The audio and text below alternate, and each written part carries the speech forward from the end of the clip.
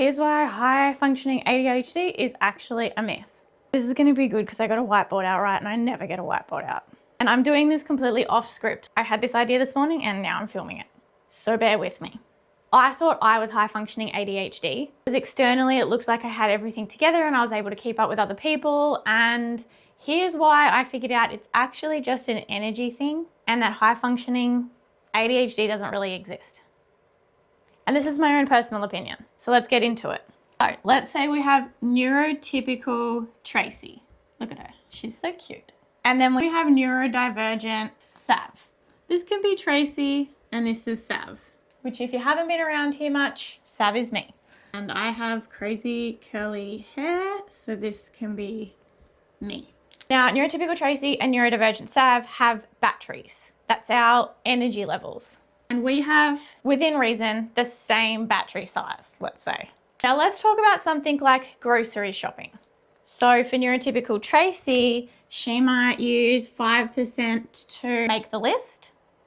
She might need to check the pantry for ingredients. She might need to decide on a few meals for this week. Let's say she's used 15% of her energy for the groceries, right? Neurodivergent Sav, when she does groceries, it looks a little bit more like, oh, fuck, I've got to do the groceries. I'm going to think about it for a bit. I'm going to procrastinate it because I just know it's going to take me so long. I just do not fucking want to do the groceries. And then she finally gets the app out on her phone and she starts doing the groceries. And then she has to look in the pantry at all of the food in there and figure out what does she need for these recipes. She's also going to meal plan. So that means she's going to go through recipes on the internet and figure out what it is that she fucking wants to eat in the first place. And that's like a lot of decision fatigue, right? And then she's going to go back to the pantry and she's double checking like what ingredients she has.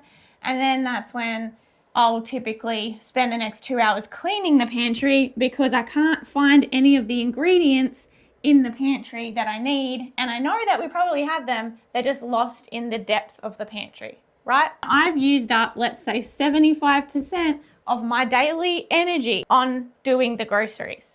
And on top of that, I've taken so long to do them that I've missed the deadline for submitting groceries to get them in time. So I still have to go to the supermarket and get them. It's another 15% of my energy, let's say, just on the groceries for today.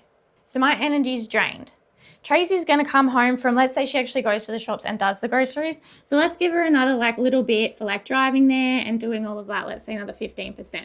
So she's at 30% used and I'm at 75, 90% maths. I'm at 90% used. So with the rest of Tracy's day, she's gonna walk the dog and she's gonna clean the house, or she might be able to meal prep a little bit because she ordered groceries in time or she went to the supermarket and brought groceries home in time to be able to meal prep for the week.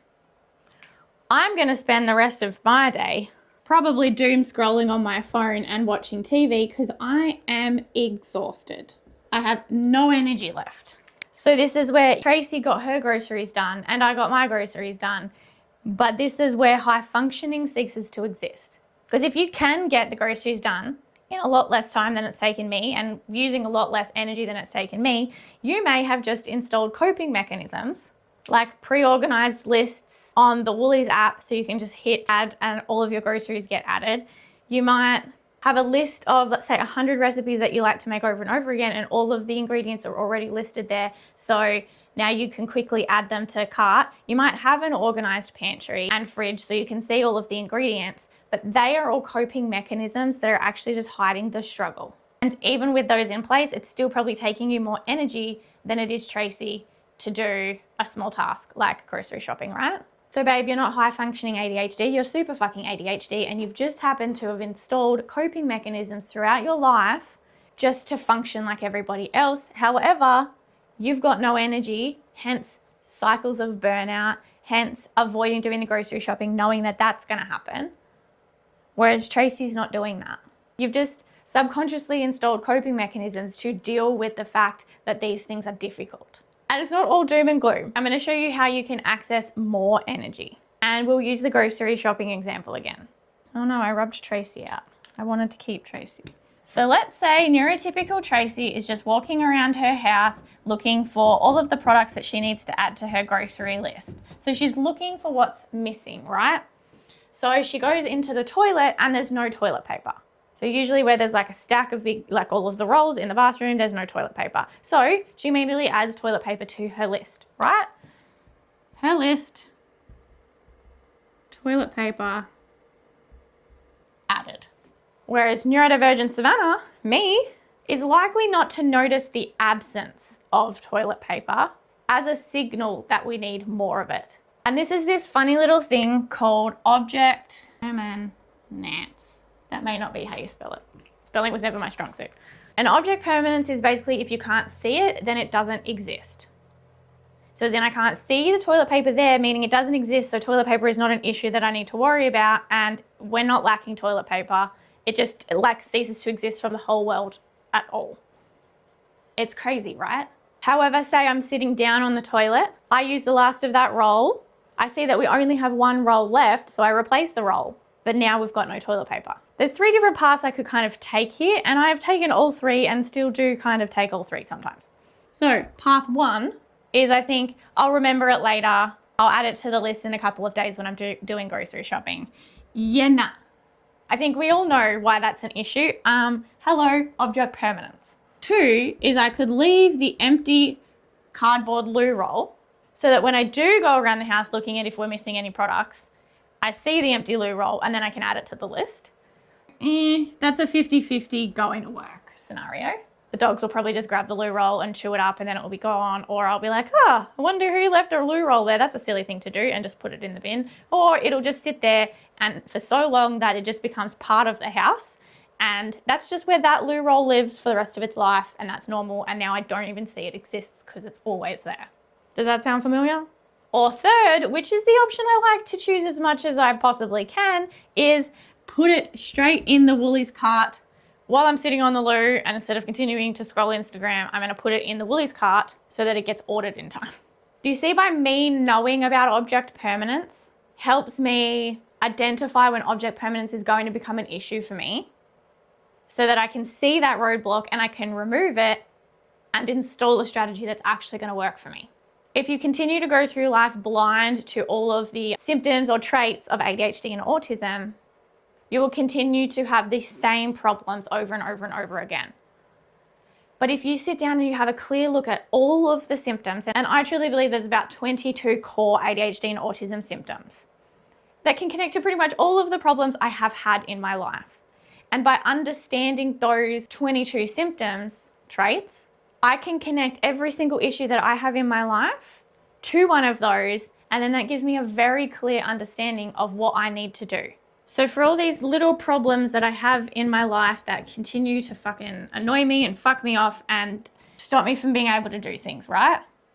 If I could funnel all of those through these different traits or symptoms of ADHD and autism, if I can connect all of these go to this one, all of this goes to here, this goes to here, this goes to here, all the object permanence ones, I understand now as being object permanence. So then there's pretty much 1 or 2, maybe 3 different solutions that I can install every time I'm encountering an object permanence issue.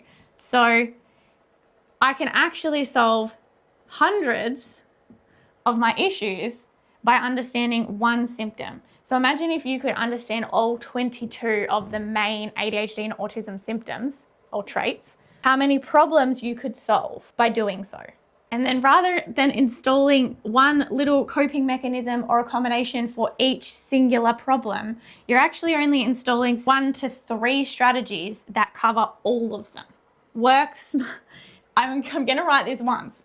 Work smarter. I can't write fast enough. Work smarter, not harder. And I've built out the exact resource that you need to understand all 22 symptoms, traits. There's 550 real life examples, all of these little examples of where they show up. There's 25 examples per symptom so that you can actually identify in your life where these things are popping up so that you know what they're associated to, which symptom or trait are they actually originating from. And then you can install a few strategies that are going to help with that.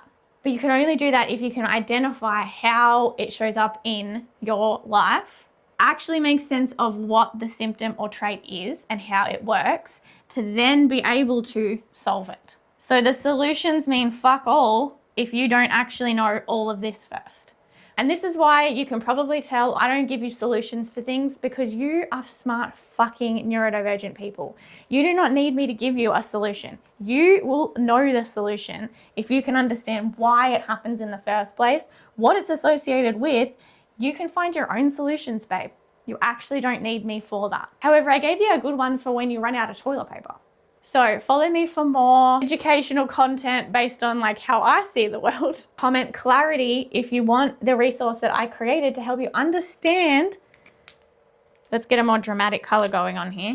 Understand why that did not have the effect that I wanted it to have. Understand why you do all of this. Get the 550 real life examples. Get the 22 traits, symptoms of ADHD and autism explained simply. And also get the scorecards that help you visualize just how much all of these things might be fucking you up, so that it gives you the energy you need to start solving them. You do not have to continue to struggle. I literally have all the answers in this fucking book. So comment clarity. Let me send you the link to the book. If you've got any questions, DM me. Love you, bye.